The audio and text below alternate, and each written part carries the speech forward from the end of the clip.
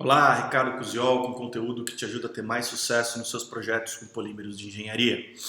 Hoje eu vou conversar com você a respeito de uma característica dos materiais poliméricos, que na verdade não é nem exclusiva dos materiais plásticos, ela está presente em muitos outros materiais também, mas nos materiais plásticos ela se destaca bastante. E é uma característica que pode tanto te ajudar a extrair mais dos materiais, a conseguir produtos de melhor qualidade e aproveitar as melhores propriedades, principalmente mecânicas dos materiais, quanto ela pode pôr a perder todo o seu projeto se você não conhecer essa propriedade, não conhecer essa característica e se não souber utilizá-la adequadamente.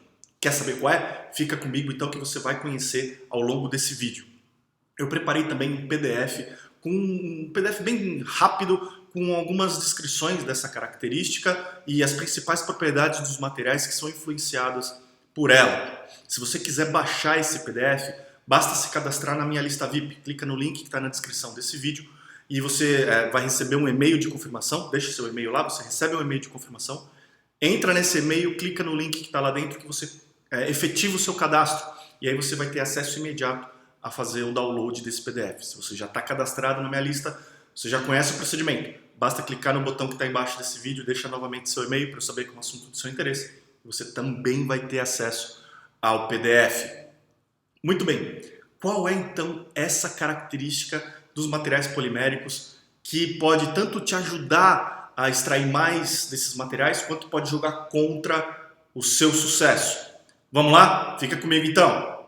Essa característica está ligada, está relacionada com o conceito de isotropia e anisotropia dos materiais. O que é isso? O que é esse palavrão, Ricardo? Isotropia, materiais isotrópicos, são aqueles materiais que, independente da direção na qual você realiza algum tipo de ensaio, que você mede alguma propriedade desse material, independente da direção, os valores são sempre os mesmos ou muito próximos em qualquer direção que você meça. Por exemplo, se você pegar uma chapa metálica, uma chapa de aço, e fizer ensaios de tração nessa direção ou nessa direção na chapa metálica, em geral você vai ter os mesmos valores, ou valores muito próximos, a depender do processo de fabricação dessa chapa.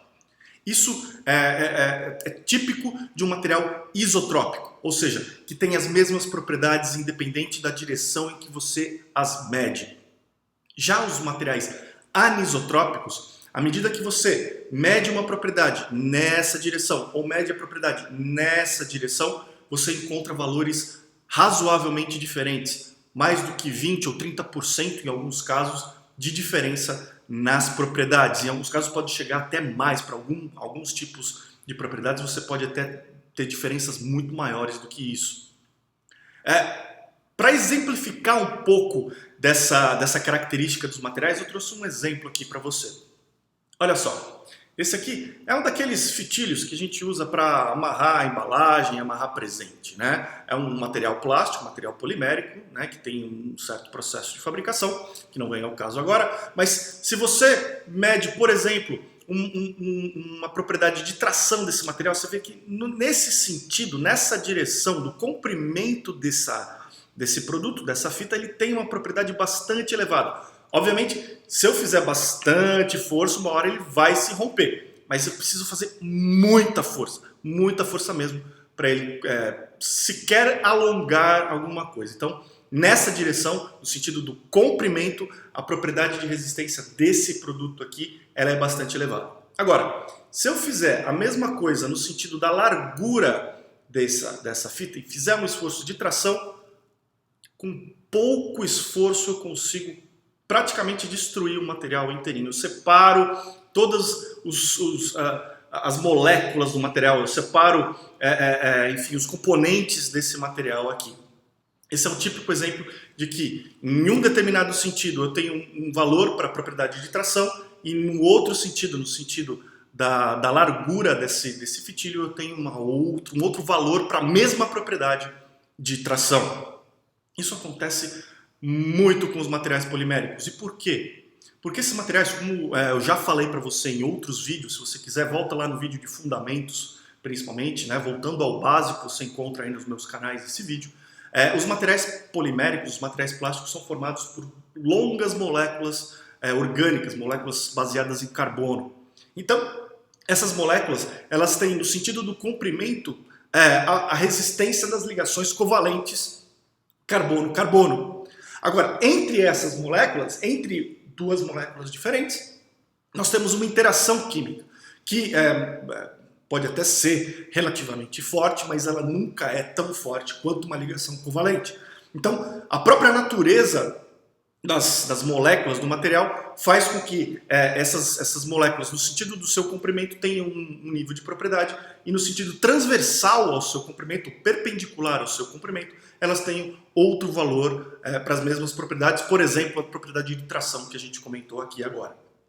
Agora, para materiais não reforçados, materiais plásticos puros, o efeito da anisotropia ele é diminuído. Para muitos materiais, você pode até ensaiar esses materiais em direções diferentes e você vai encontrar valores bastante próximos. Só o alinhamento das moléculas em uma determinada direção não é suficiente para te causar uma grande diferença nos valores de propriedades.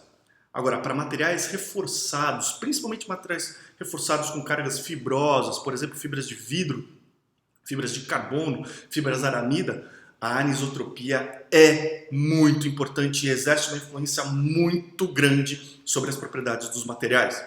No sentido em que as fibras de reforço se alinham, e normalmente elas se alinham no sentido do fluxo do material, no sentido em que o material está percorrendo para preencher a cavidade, nesse sentido, nessa direção para onde as fibras de reforço se alinham, você tem as máximas propriedades dos materiais. Tipicamente, as propriedades que são mais impactadas são as propriedades mecânicas de tração e alongamento. Então, se você tracionar um corpo de prova, por exemplo, que foi injetado com as fibras orientadas no sentido do seu comprimento, você vai ter a força máxima de tração que esse material pode apresentar. E também vai influenciar muito o alongamento, ou seja, o alongamento vai ser menor do que se você ensaiar no sentido transversal ao alinhamento das fibras. O interessante disso é que normalmente corpos de prova são injetados de uma forma em que as moléculas e as fibras estão alinhadas no sentido do seu comprimento. Então, as propriedades de tração, as propriedades de alongamento que você encontra nos relatórios técnicos dos materiais, nas fichas técnicas, manuais, sites dos fabricantes, normalmente são os valores máximos que você pode encontrar para aquele determinado material, ou pelo menos são os valores que são mais comumente possíveis de se encontrar no sentido do alinhamento das fibras. Em uma peça mais comercial, uma peça de moldagem propriamente dito, normalmente nós não temos esse efeito de alinhamento muito grande. A própria complexidade da peça, a própria geometria da peça faz com que esse alinhamento das fibras de reforço e das próprias moléculas do material não tenha uma direção dominante. Assim, o efeito da anisotropia em peças complexas, peças menores, não é tão grande. Agora, mesmo assim, você tem que levar isso em conta, principalmente quando você está fazendo peças longas, peças que não tenham tantos elementos de reforço como nervuramento. Para peças longas, o alinhamento da fibra vai sempre levar a uma diferença nos valores de propriedades mecânicas. Então é importante que você, na hora de projetar uma peça, leve em conta esses efeitos. Muitos fabricantes, inclusive, quando tem peças que têm um desalinhamento, que têm uma complexidade tão grande, que fazem com que as fibras e as moléculas do material não tenham um alinhamento tão grande, e você consegue detectar isso, por exemplo, com softwares de simulação, como o Moldflow, por exemplo. Muitos fabricantes que precisam de propriedades mecânicas de tração, por exemplo, utilizam um fator de correção como 80%, 90% das propriedades originais do material que você encontra na literatura para considerar qual que vai ser a resistência do material naquela direção, para levar em conta o efeito da anisotropia do material. Agora, uma das propriedades que você tem que tomar mais cuidado com relação à anisotropia é a contração dos materiais. Você sabe que quando você constrói um molde para injetar uma peça plástica, você precisa fazer esse molde, a cavidade desse molde um pouquinho maior do que a peça final, porque o material, conforme ele solidifica dentro da cavidade, ele vai contraindo, ele vai ficando menor. E você encontra esses valores de contração nas fichas técnicas do material. Para materiais reforçados com fibras de vidro, com cargas fibrosas em geral, normalmente você encontra dois valores de contração para o material. Um na direção do alinhamento das fibras e outro na direção transversal. Isso é muito importante. Eu já vi casos em que os clientes não conheciam esse tipo de propriedade e escolhiam um dos valores para aplicar em toda a cavidade.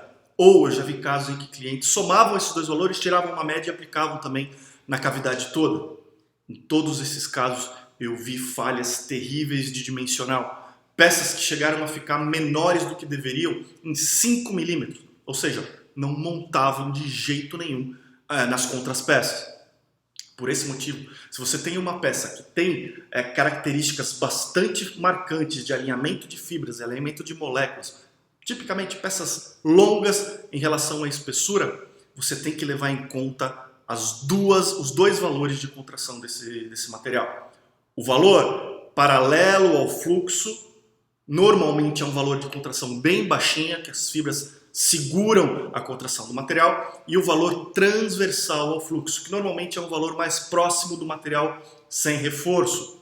Esse valor tem que ser aplicado, então, os dois valores têm que ser aplicados em direções diferentes da sua cavidade, do seu molde, para que você não tenha problemas dimensionais.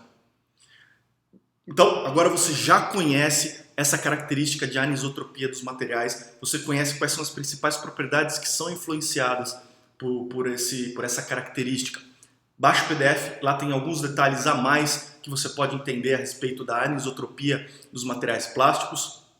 Espero que esse conteúdo tenha te ajudado a ter mais insights, mais ideias, ter mais sucesso nos seus projetos no seu dia a dia. Me manda como que isso aqui foi importante para você, eu estou curioso para conhecer a sua história, eu quero saber de outros assuntos que são do seu interesse, para que eu possa continuar gerando vídeos e artigos que te ajudem a ter mais sucesso no seu dia a dia. Curte a minha página no Facebook, curte o meu canal no YouTube e receba esses conteúdos por lá também. A gente se vê no próximo vídeo, um grande abraço, até lá!